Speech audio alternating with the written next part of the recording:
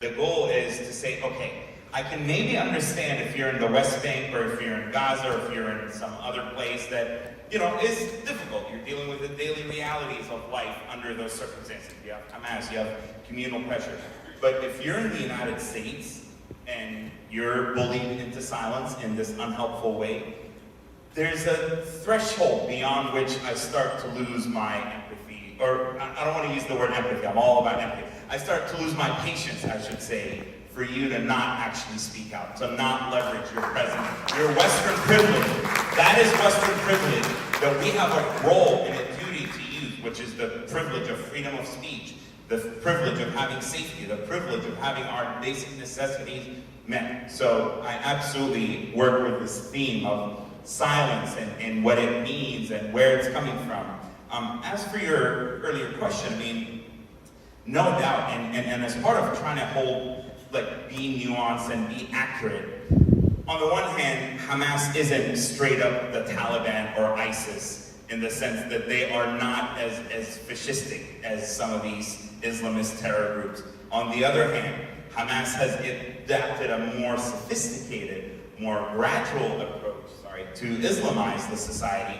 And so one of the first things they did when they took over, I got political asylum in the United States when I was 17 years old. And the interview took place on June 14th, 2007, which is the very day that Hamas took over the Gaza Strip. And I was one of the first wave of Palestinians to seek asylum in the United States from Gaza because of their control. And so later in 2007, one of the first things they did, and I remember having a conversation with my dad about it, is, they came up with a rule that women, because Gaza has beaches, and so there are a lot of hookah lounges and water pipes and smoke hookah, whatever, everybody does it.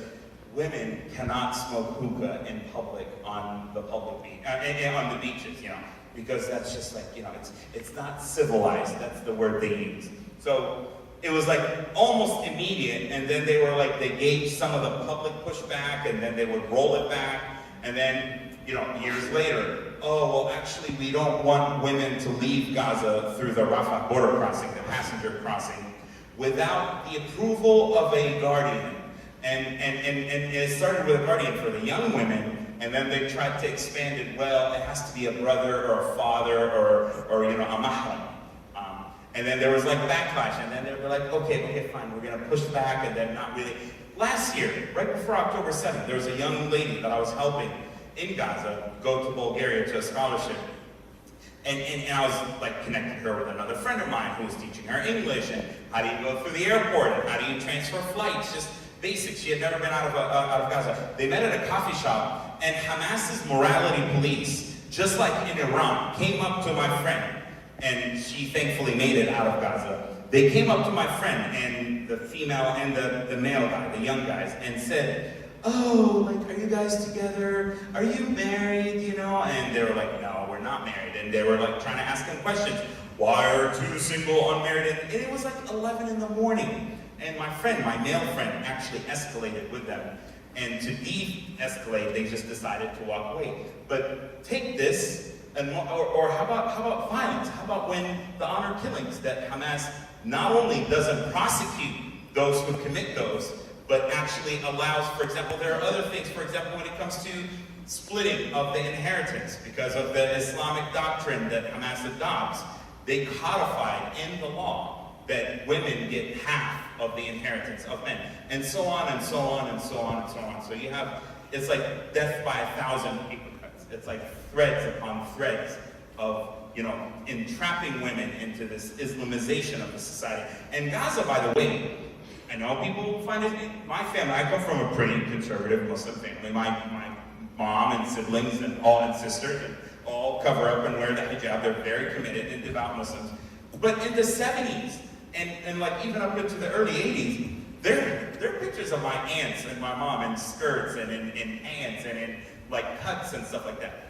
This started in the early to mid 1980s with the Mujamma Islami, the Islamic complex. And that's how you hear about Hamas having the social services. And it creeped up to political activism. Then it creeped up to militant activism.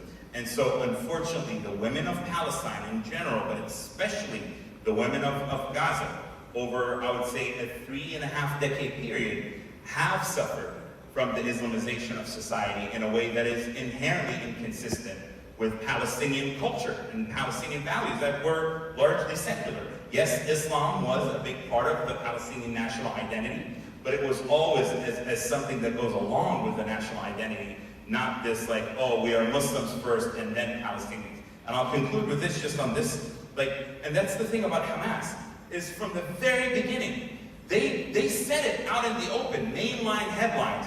We don't care about Palestinian identity. We don't care about the Palestinian state. Mahmoud al-Zahar, and I was in Gaza when all of these leaders, these disgusting leaders were there. He would say, oh, the Palestinian flag is like a little toothpick. He said that in 2007.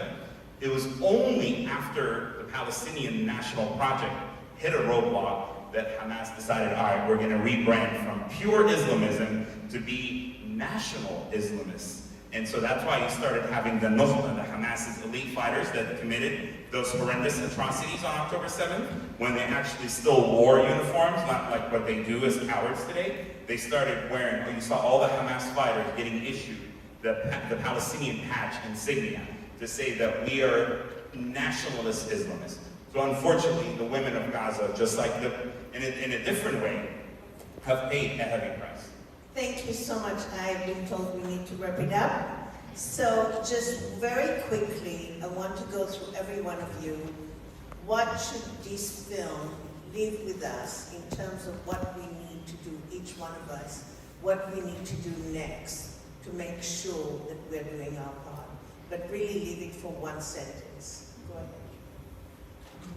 I'm going to answer this question as a Jew and as an Israeli citizen, that what this film did for me, that reminded me that if I'm not the owner and the narrator of my own story, someone will take it from me, and it is my duty to continue to talk about this movie, to talk about these women, and to when I walk into a room of women's rights organizations, that I don't leave those two parts of me outside, and I insist that people look me in the face and recognize what my people are going through, what these women have gone through, and I'm not going to back down.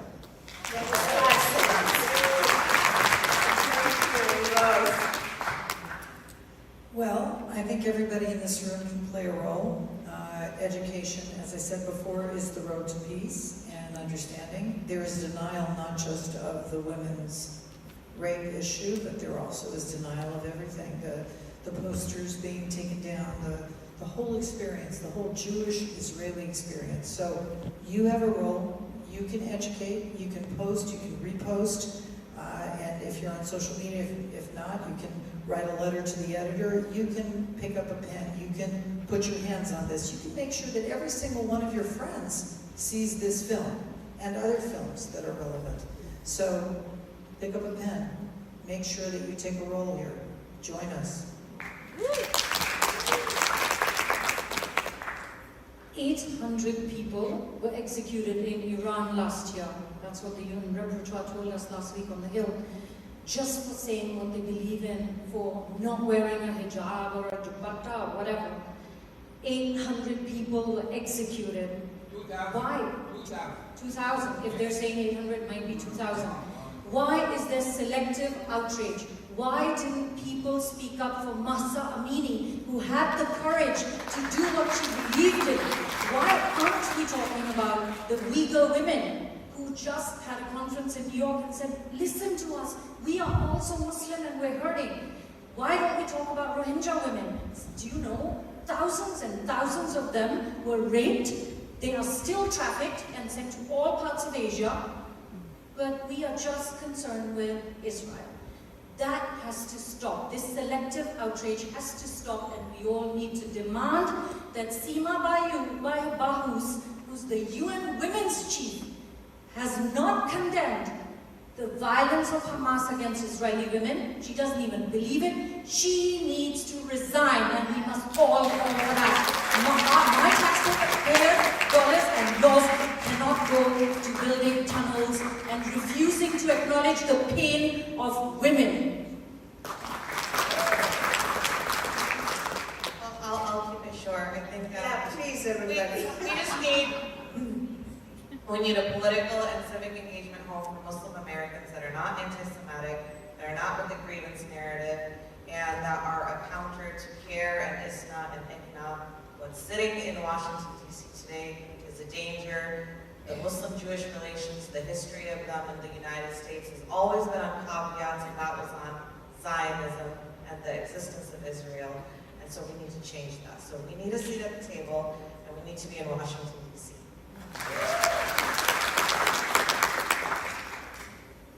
Be a role model. Show that you can hold multiple truths at the same time. Even if you support Israel, even if you wish the destruction of Hamas, and believe me, I'd love to wake up tomorrow and find Hamas gone. Try your best to think of the humans on the other side. Think of the people of Gaza that are suffering due to circumstances over which they have no control. If you model that, if you exhibit that, you show that you're the better person, even if it's not reciprocated. You do what's right, not expecting something good in return, and I promise you that will plant seeds for transformation. So I have, when I met Rachel Goldberg in Tel Aviv, she told me about her son Hirsch, who had many Muslim friends, but not one person contacted her. And I told her I will remind about her son at any gathering that I come to and I speak at. And so I want you to remember her son.